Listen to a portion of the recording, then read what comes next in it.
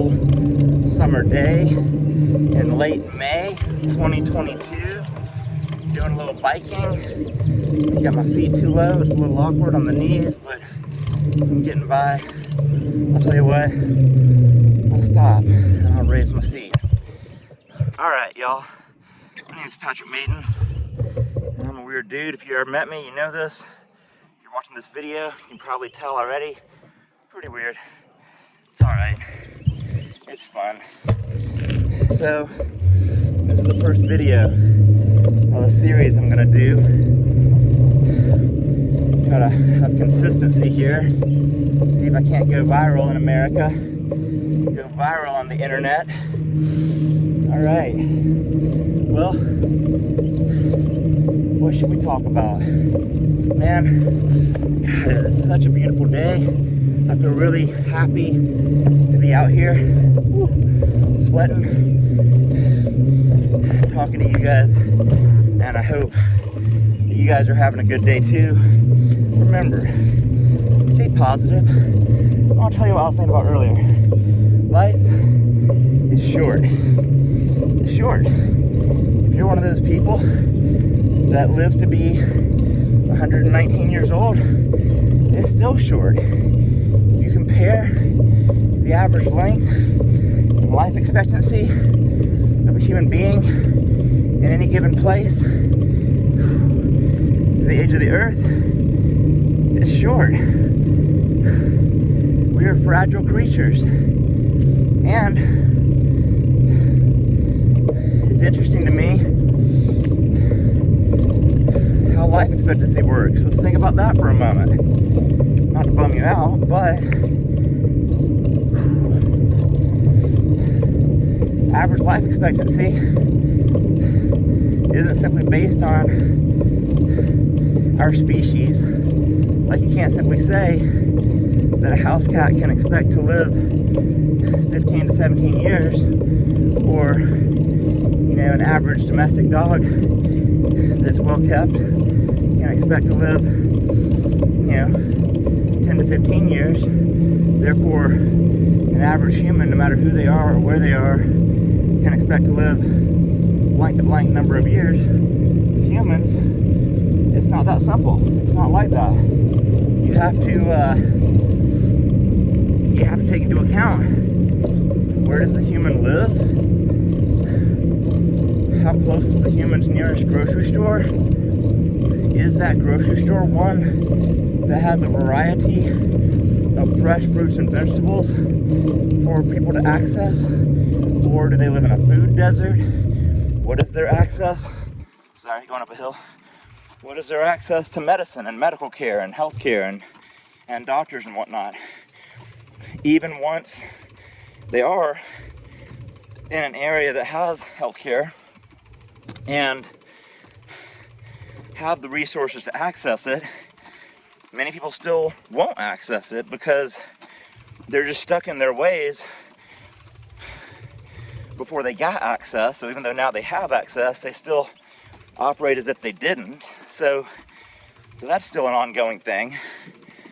So, and then affluence, you know, I mean, speaking of access to healthcare and access to grocery stores and access to, you know, fresh air and exercise, not everybody has that. It seems like a normal thing. Like, why wouldn't people have access to exercise and fresh air?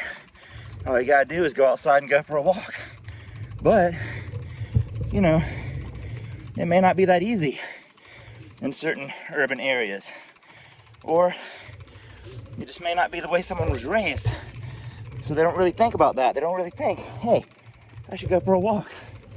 I should go for a bike ride. Because again, you know, you get set in your ways. And you assume that the way it's always been is the way it'll always be. And that's the first problem right there. Don't do that. Like, when you're a child, you're really into experiences and new and different and wild. And you don't have these experiences are good and these experiences are bad. You just have these are all experiences. and I want to have them, and this is interesting, and you're kind of sorting it out. And then later, as an adult, you do get kind of in a box. You put yourself in that box, and you don't even notice. It's kind of like the metaphor of the frog being boiled and not knowing that they're getting boiled until it's too late. So it's important to try to keep a childlike view, a childlike mind of experiences as you get older, and be conscious of being in that box where you've chosen to limit yourself, and you insist when you're in that box and you don't know you're in that box, and you don't know you put yourself in that box, you insist that box is a fact, and that box is unchangeable, and you're gonna die, and you're gonna die. And that's just negative talk, and I don't want you to be like that. So internet, if you're watching me bike and talk, I want to tell you right now, I don't want you to be like that. Try to fight that. That's not real. That's not real. It's a fantasy. It's a very negative, nightmarish fantasy that you've concocted, and it's not real. So don't decide that there's a finite number of experiences that are worth having and an infinite number of experiences that are not worth having. The truth is, there's an infinite number of experiences that are worth having, and there's a finite number of experiences that are not worth having. Most of those finite experiences are of our own making. So don't go there. It's a slippery slope. Fall yourself into a hole and lock yourself in. Don't do it.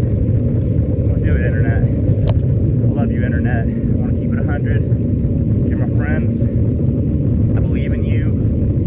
I believe you can have success. You can love yourself. You need to get started doing that now. The one thing also I want to say, I've been looking at money lately. I've had a lot of conflict in my head about money for a long time, and I've been looking at it and thinking about it more objectively. And I was listening to some YouTubers talk about investing, and it dawned on me that they said a thing. They said it doesn't matter that you're starting investing late in life, and it doesn't matter that you can only afford to invest, $10 a month, $20 a month, $5 a month, $50 a month. But it doesn't matter that you can't invest $800 a month. Like, it's not like, well, don't bother if you can't invest that much. Just go ahead and start investing $2 a month. I mean, anything, right? And well, I just decided as I was biking and talking to you guys, I just decided that the same is true for investing in your body and your health and your physical and especially your emotional well-being. So if you're not giving yourself some kind of,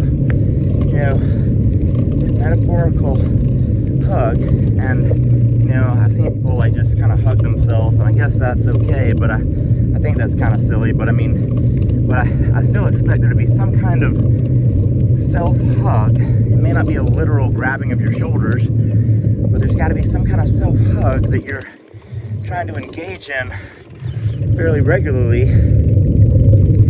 And if you're not doing that, you need to start. And it doesn't matter that you've been allowing the voice in your head to be negative for a long time.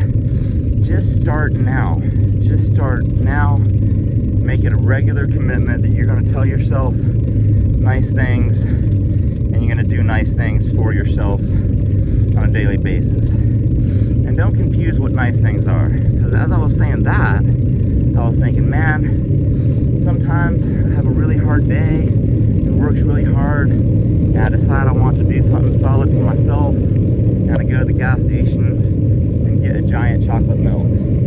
And that's nice, and that is for myself, and it tastes good, and I love it, but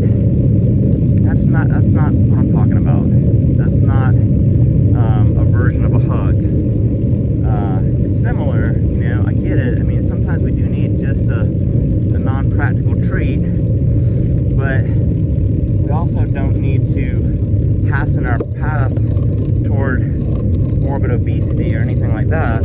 So, you know, have the treats, but broaden your idea of what a treat is. And sometimes a treat is listening to music. You can't get diabetes listening to music. Maybe you can. I don't know, it depends what you listen to. What would that be? I don't know. Sweet music. But do something special for yourself. Love yourself, give yourself a hug. Try to silence the haters in your mind, because they're usually not people outside of yourself that are hating on you. It's usually you hating on yourself, demanding that you stand up to some sort of standard that is simply impractical and not really accessible or possible. I don't want to do that. Doesn't make any sense. So keep it real. Check in with me at least once a week. I'll have new videos. I'm gonna do some more videos. I'm enjoying this.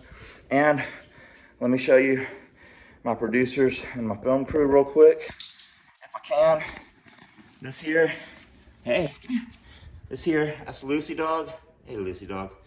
And this here, that's Peaches.